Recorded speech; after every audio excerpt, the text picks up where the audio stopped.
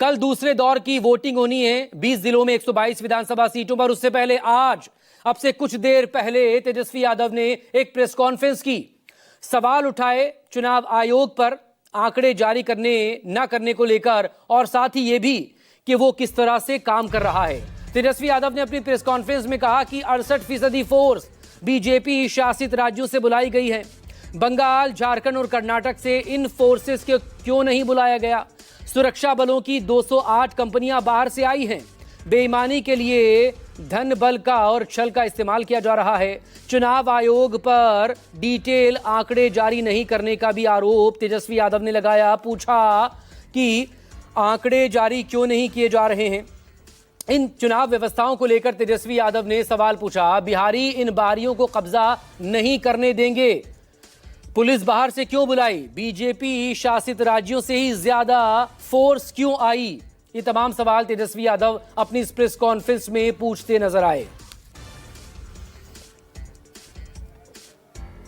बात अब देखिए, इलेक्शन कमीशन पहला चरण का मतदान कब हुआ? 6 नवंबर को। आज हम बैठ के पीसी कर रहे हैं 10 नवंबर को। 4 दिन बाद भी आंकड़े जो है सार्वजनिक नहीं किए गए हैं। फिर भी ये आंकड़ा क्यों छुपाया जा रहा है, सबसे बड़ा मेरा प्रश्न है। 4 दिन हो गया, यानी आप समझिए, मान लीजिए 11 को अगर वोटिंग है और 14 को रिजल्ट है, तो आपको 14 तक पता ही नहीं चलेगा कि कितने पुरुष और महिलाओं ने वोटिंग की। ये बार बार लगभग हर जगह जो है स्ट्रांग रूम का जो सीसीटीवी है वो बंद हो जा रहा है। आखिर क्या कारण है? इसमें चुनाव आयोग को जो है सफाई देने की जरूरत है। ये आंकड़ा भाजपा या एनडीए शासित इन राज्यों से आए हैं जवान।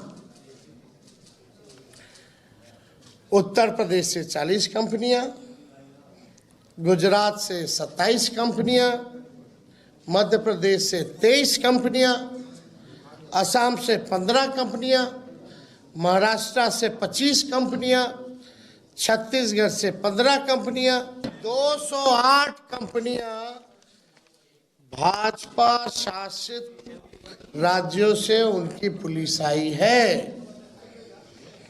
पहले बिहार विधानसभा चुनाव 2025 में सुरक्षा और निगरानी की व्यवस्था के लिए ये गंभीर सवाल जो है खड़ा हुआ है।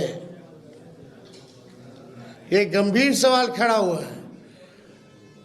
बंगाल, कर्नाटका, तमिलनाडु से क्यों नहीं मंगाए भाई?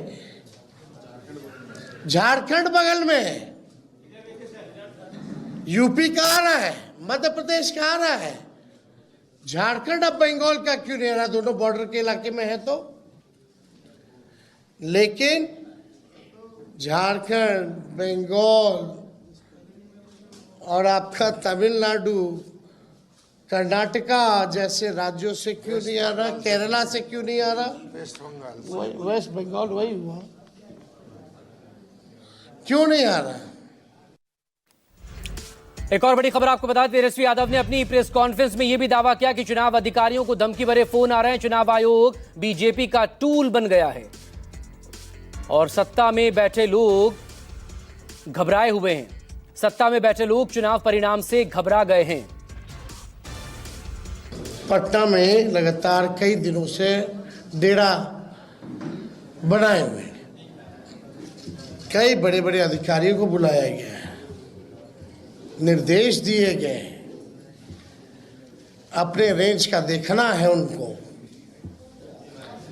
कहाँ डिस्टर्ब करना है, किन किन व्यक्तियों को चुनाव से पहले उठाना है।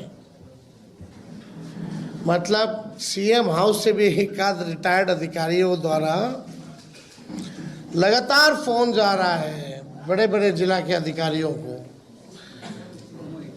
रेंज वाले जितने अधिकारी हैं, बुलाया जा रहा है, निर्देश दिया जा रहा है।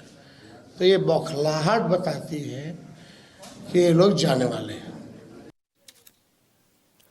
और सीधे रुक करेंगे पटना का मेरे सहयोगी सौरभ कुमार इस वक्त हमारे साथ जुड़ गए हैं। सौरभ, कल वोटिंग होनी है आज तेजस्वी यादव प्रेस कॉन्फ्रेंस करते हुए सामने आए, बहुत से आरोप लगाए हैं और सवाल चुनाव आयोग की व्यवस्था और उसके काम करने के तरीके पर भी है। डराने धमकाने, आंकड़े जारी न करने को लेकर ऐसे तमाम संगीन आरोप हैं तेजस्वी के। जी बिल्कुल मकसूद, सबसे बड़ी बात है कि कल वोटिंग होनी है और एक दिन पहले नेता प्रतिपक्ष तेजस्वी यादव ने जो प्रेस कॉन्फ्रेंस की है ये काफ़ी महत्वपूर्ण है, क्योंकि कई सवाल जो हैं तेजस्वी ने चुनाव आयोग के सामने रखी है। तेजस्वी यादव ने कहा है कि बीजेपी जो पाप कर रही है सबको मिटाने का काम चुनाव आयोग कर रहा है।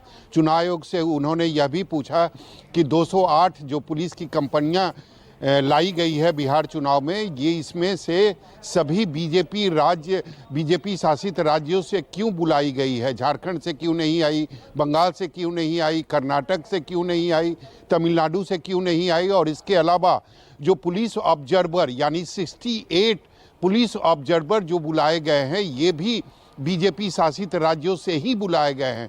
तो कई सवाल तेजस्वी यादव ने खड़ा किया। तेजस्वी यादव ने यह भी कहा कि एनडीए के लोग या फिर नीतीश कुमार के जो अधिकारी हैं वह घबरा गए हैं और इसीलिए इसी घबराहट में मुख्यमंत्री आवास से सभी जो अधिकारी हैं उनको लगातार फ़ोन जा रहा है और उनको ये कहा जा रहा है कि आप एनडीए के लिए काम करें, एनडीए के समर्थन में काम करें।